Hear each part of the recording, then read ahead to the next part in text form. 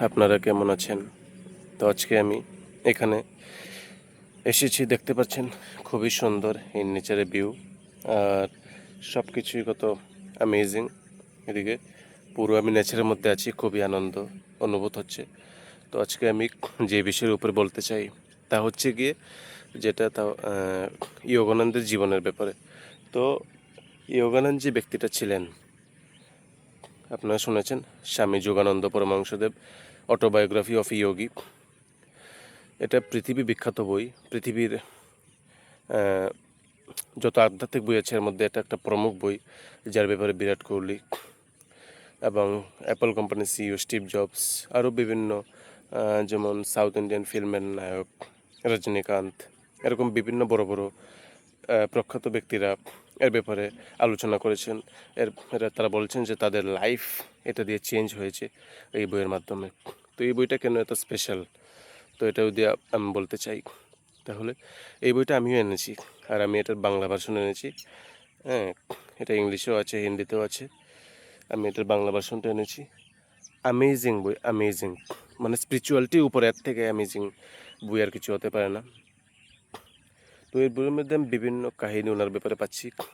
উনি এই বইটা লিখেছেন প্রায় 7-8 বছর জীবনে, বা 10 বছর পর্যন্ত এই বইয়ের ব্যাপারে লিখতে এত টাইম লেগেছে আর কি, প্রায় 10 বছরের মতো লেগেছে। বিভিন্ন জায়গায় যেমন ক্যালিফোর্নিয়া, আমেরিকা ক্যালিফোর্নিয়া বা ইউরোপের বিভিন্ন দেশে থাকার সময় যখন শান্ত ছিলেন, এক জায়গায় ছিলেন একটা প্লেসে, তখন গিয়ে তিনি লিখেছেন এগুলি। উনি অনেক বড় যোগী ছিলেন, অনেক বড় যোগী ছিলেন। আর সেলফ রিয়েলাইজেশন অফ সোসাইটি, এটার প্রতিষ্ঠাতা উনি। তো স্বামী যোগানন্দ যে ব্যক্তি ছিলেন, উনি যা বলেছেন তা হচ্ছে গিয়ে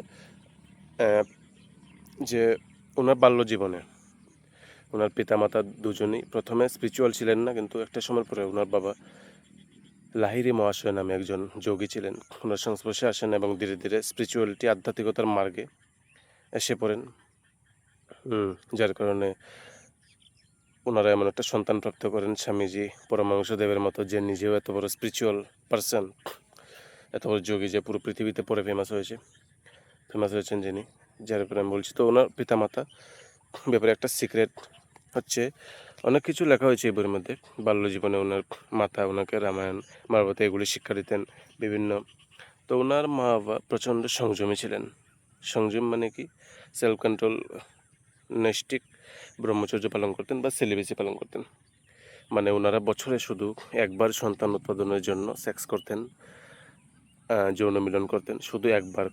আর বাকি 1 বছরের মধ্যে বাকি একবারও ওনারা একসঙ্গে মিলন হতেন না বা সেক্স করতেন না, শুধু একবারই যৌন মিলন করতেন বাচ্চা উৎপাদন করার জন্য, যেটা ওনার অটোবায়োগ্রাফি অফ যোগী বই থেকে আমি জেনেছি। ওই বাম্পার খুব সুন্দর একটা জিনিস বলেছে। 2 নম্বর জিনিস হচ্ছে, আমি একটা সেরা জিনিস যা জানলাম তা হচ্ছে, যোগানন্দ একবার প্রচণ্ড রোগে আক্রান্ত হয়েছিলেন।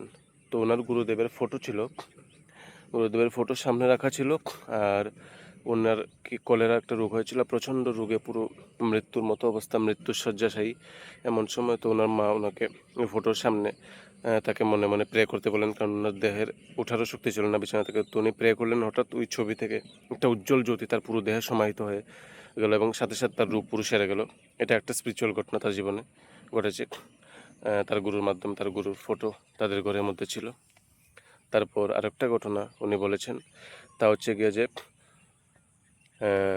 যখন তিনি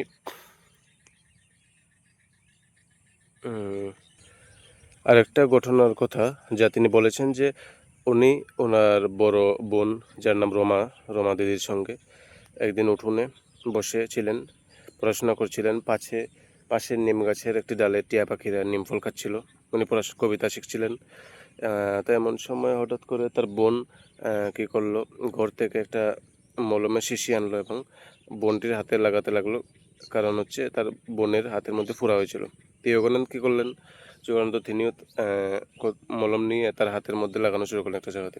তো বোন বলল, তুই কেন লাগাচ্ছিস, তোর হাতের মধ্যে কিছু হয়নি? তো যোগানন্দ বলছেন যে আজকে কিছু না হলেও কালকে আমার সকালে দেখবে এখানে ফোড়া উঠে গেছে। তো বোন মজা করে উড়িয়ে দিল, এটা কীভাবে হতে পারে যোগানন্দ? তখন বললেন আমি পুরো দৃঢ় সংকল্প করে বলছি এটা কালকে এখানে ফোড়া উঠবে। আর পরের দিন সত্যি সত্যি ফোড়া উঠলো এবং তার বোনের থেকে ডাবল বড় ফোড়া এখানে হলো এবং পরে এটা অপারেশন করতে হলো ডাক্তারের মাধ্যমে। মানে তো এখানে যোগানন্দজি বাক্য শক্তির কথা বললেন যে আমাদের যে কথা বলার শক্তি, আমরা যদি পুরো দৃঢ় সংকল্প হয়ে কোনো জিনিস বলি যেটা ঘটবে তাহলে এটা আমার জীবনে ঘটবেই। মানে বাক্যের এত অদ্ভুত শক্তি, যেটা আমরা ম্যানিফেস্টেশনের মধ্যেও জানি বা ল অফ অ্যাট্রাকশনের মধ্যেও জানি।